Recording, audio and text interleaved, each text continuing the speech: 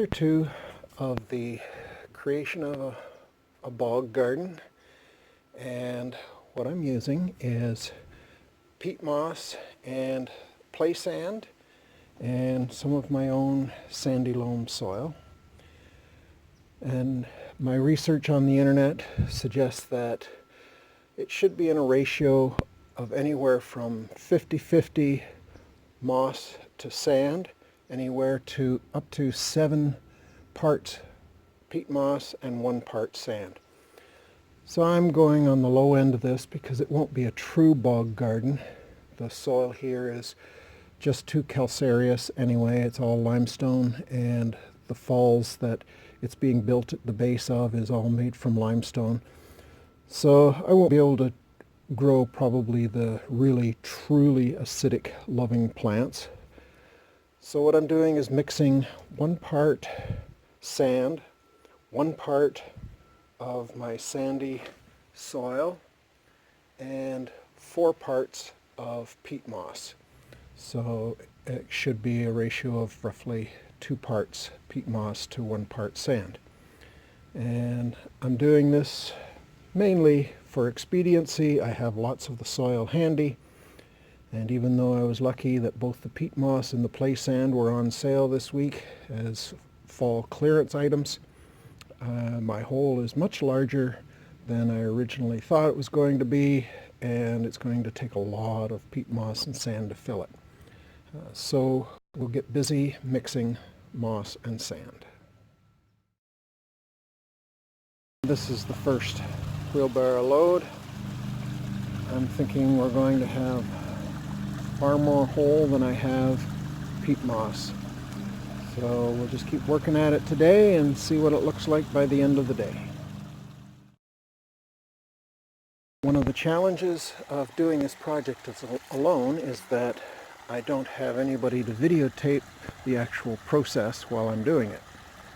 Probably just as well. This isn't supposed to be a comedy video. Anyway, what I have is my wheelbarrow here with my peat moss, sand, and sandy soil. I have another dose of peat moss to put in here to bring it up to the right ratio. And the hole is filling in nicely. In the beginning, I didn't think I was going to have nearly enough sand and peat moss to do the job, but I think I will now. By the time I bring this up level with the stones, and then find a way to stabilize around the edges. And the splash from the waterfall, I'm hoping will keep it moist, but the bottom of the rubber liner is also perforated and will be submerged in the large reservoir which is underneath these stones. So a few more loads and we should be ready to start to clean up the edges.